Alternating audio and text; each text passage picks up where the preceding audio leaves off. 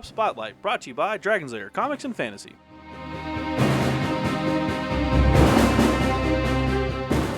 Hey Bulls fans, AdamHarry back again with Michael from Dragon's Lair Comics and Fantasy. We're back with another Tabletop Spotlight. Michael, what'd you guys bring today? So today we have the new Star Wars role-playing game Force and Destiny supplement called Keeping the Peace. Nice. Yeah, this is the source book for the Guardian class, sort of your tanky defensive Jedi. So versus the Warrior class. Yeah, sort of the Consular. more of a protective defensive class. It's really good for intro players. Cool. So if you're into that sort of thing, this is a great book for you to pick up. Right, so tanky. It's pretty straightforward. There's no tricksy. Pretty simple. There's no Jedi mind tricks, you'd say. Your average Force using powers and stuff like that, but nothing too complicated that Cool. Yeah. Well. Obviously from FFG, pretty cool stuff. We've got a ton of the books. I've already checked out like all the other Force and Destiny. Age of Rebellion, Edge of the Empire. It's a really great system. So yeah, let's take a look at the inside of the book. All right, here's the book. Real quick, too, here's the back cover. We didn't show that off. Not much going on, but it's got a really cool piece of art. I do like that. Sort of just slaughtering all these stormtroopers. I wonder what happened. I don't know. Order 66 them and just take them out. Yeah, we can. Let's jump in. Yeah. First off, this is really cool. It's got this really cool piece of art in the front cover, which I really like. Presumably Tatooine, but it's really pretty. A couple of moons. Yeah. So. Yeah. Let's jump right over to the table of contents again. Lucasfilm, Fantasy Flight Games, all that fun stuff. So it's got all sorts of cool different sections. Basically, your intro here is just kind of what a Guardian is in Star Wars, like we said. We've been talking about this a little. It's kind of the Obi-Wan type character. Oh, okay, yeah. Yeah. That's a great analogy, yeah. Yeah. It's got all sorts of different races, powers, specializations, everything you'd expect in a source. Right. Basically. New weapons, new gear, new talents. I think there's even some new classes and stuff, too, or like sub the new specializations like the armor and the warden, things to really finalize your character in the way that you really want it. Right. And it makes sense too. The Guardians are, again, the Obi-Wan class, they are the protectors. Yeah. Very different from say Mace Windu. Yeah, different from Yoda kind of. Yeah.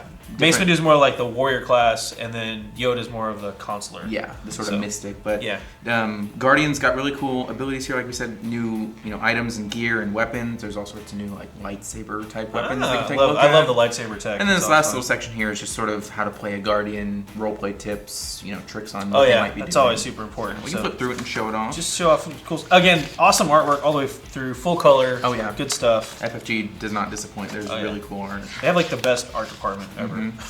So really cool stuff. There's the background stuff. Oh, this is a cool chart too. I've covered this before, but this is the morality chart, which is really a kind of a cool mechanic. If you ever play Force and Destiny, they have this morality table. So it looks like they have a unique one. More special Guardian stuff. Yeah. The next little section I really like a lot because it's got the new species you can play. Ah, sweet. It's got the. It's upside down for us. Yeah, it's upside down. Sorry. You can read them. You can read them, but they're really cool. They've got different sort of abilities. The Linek, Linek. Whipped.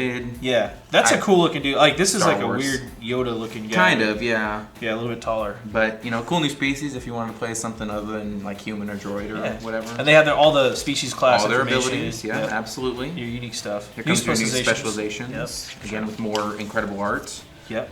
All your different talents and things like that. I like the Jedi armor too. I know this isn't some of the other stuff. We can show that in the guide of the new gear and stuff. There's all sorts of new armor and, like we said, new weapons and things like that. Cool. I don't want to flip through each part of the, I don't want to give it away here, but it's a really cool stuff. There's some more Jedi gear. There's some new blasters and new shields and lightsabers and things coming up. Cool. There's some new armor like we talked about. So it's definitely got a lot of options for any Guardian player, which I really enjoy. Oh yeah.